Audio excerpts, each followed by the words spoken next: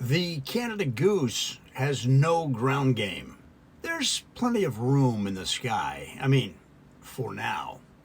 Eventually, 500 million Amazon drones will blot out the sun, delivering toothpaste, AA batteries, and emergency tortilla chips to people too exhausted to walk 12 feet to the pantry. But for the moment, the sky remains wide open. Big, blue, spacious, no potholes, no orange barrels. No one in a Dodge Ram trying to merge using only rage. So why do the geese in my town insist on walking on every road and parking lot? Oh, they can fly. That's the part I can't get past. They can fly. It's their whole brand. Birds fly, fish swim, humans sit in drive-through lines and wonder where America went.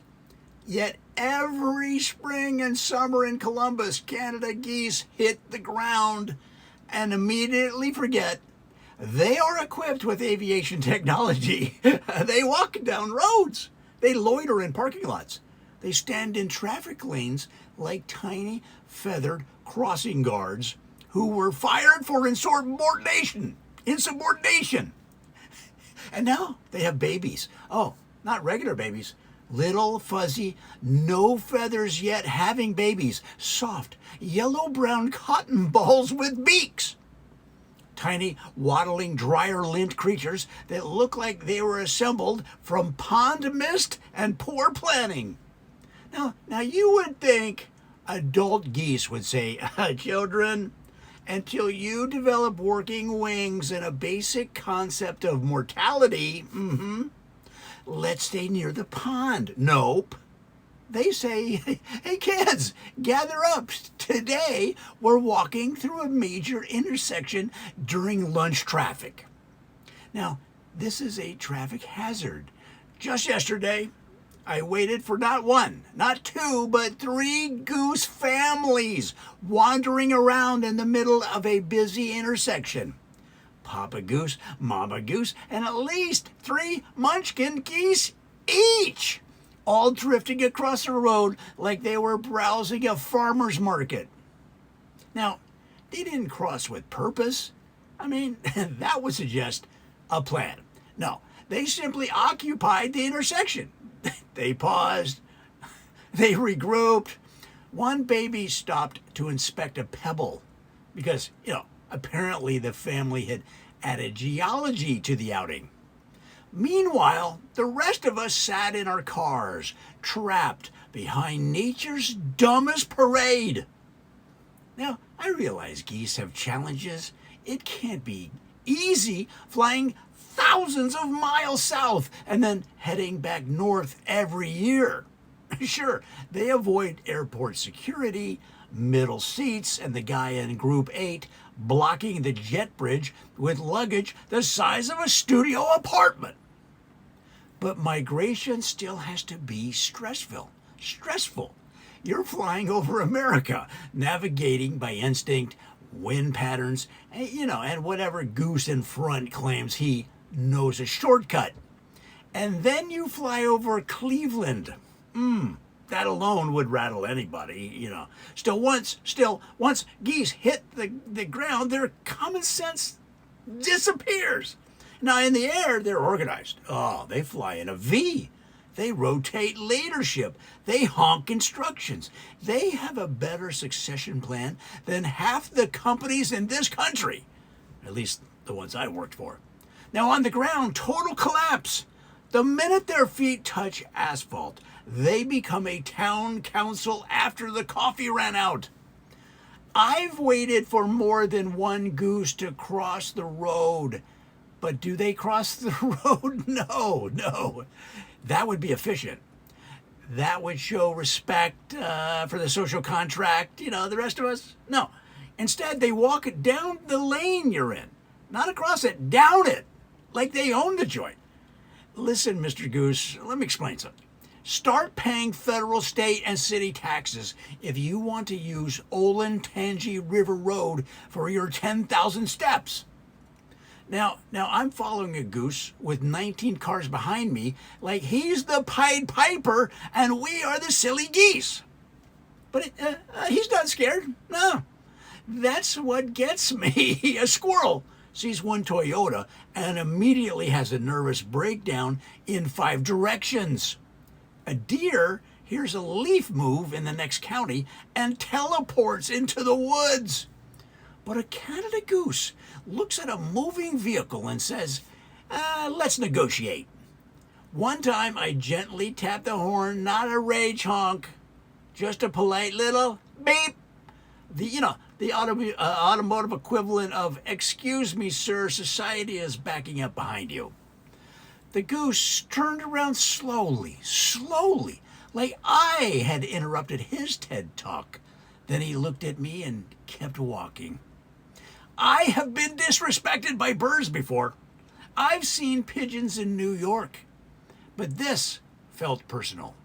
And now they're doing it with their babies, which changes the moral structure. It's one thing if an adult goose wants to gamble with destiny in a Costco parking lot. Hey, that's fine. You're grown. You're an adult. You've made your choices. Maybe your wife has been on you about finding a better pond. But don't bring the kids into it. These babies were born, 4 weeks ago? They still look surprised to be alive. They don't even have feathers yet. They don't. They look like something you'd remove from a vacuum filter and name Kevin. And yet, there they were, waddling through traffic behind their parents like this was a Montessori field trip called Introduction to Being Flattened. Now, in this particular case, I could practically hear one of the goslings call out, Papa, yes, son, I don't think we should be in the middle of this intersection with 3 families. It's not a good safety protocol. Safety protocol? Papa Goose said. Where do you get these big words? You were born next to a pond on Dublin Hills Golf Course 4 weeks ago. Are you going to school already? No, sir. Then where did you learn safety protocol? I read it on the internet. Papa Goose froze. You read what? I read it on the internet as we flew over a lady in Lexus who was logged on to Reddit instead of paying attention to the road. I keep telling you kids, no internet. But Papa, the internet says intersections are dangerous. The internet says a lot of things. The internet says humans know what they're doing. Have you seen humans? The gosling looked around. A man in a Subaru was eating a breakfast burrito while turning left. A woman in a minivan was yelling into a phone mounted 6 inches from her face. A guy in a work truck was watching something called Top 10 Haunted Applebee's. No, Papa, said the gosling. They do not seem well. Exactly, said Papa Goose. That's why we walk slowly. It establishes dominance. But why are we in the road at all? Because the road is warm. So is the grass. The grass has bugs. We eat bugs. Don't get technical with me, son. Mama Goose, who had been calmly staring down a Camry, finally spoke. Harold, maybe the child has a point. He does not have a point. He does not have a point. He has down. That's all he has. Down and opinions. Papa, said the gosling, maybe we should move to the sidewalk. The sidewalk is for joggers. We could go to the pond. The pond has ducks. We could go into that Walmart. Papa Goose blinked. Why would we go into Walmart? I'll need school supplies soon. School supplies? You are a goose. I want a backpack. You don't have shoulders. I want to be prepared, Papa. That's kids today. Even goslings have anxiety and a 5-year plan. Meanwhile, traffic backed up in all directions. Nobody wants to be the person who honks aggressively at baby geese. That's how you end up on Next Door. Did anyone else see the monster in the gray Mazda threatening goslings near Bethel? Then 47 comments later, someone is demanding a city ordinance.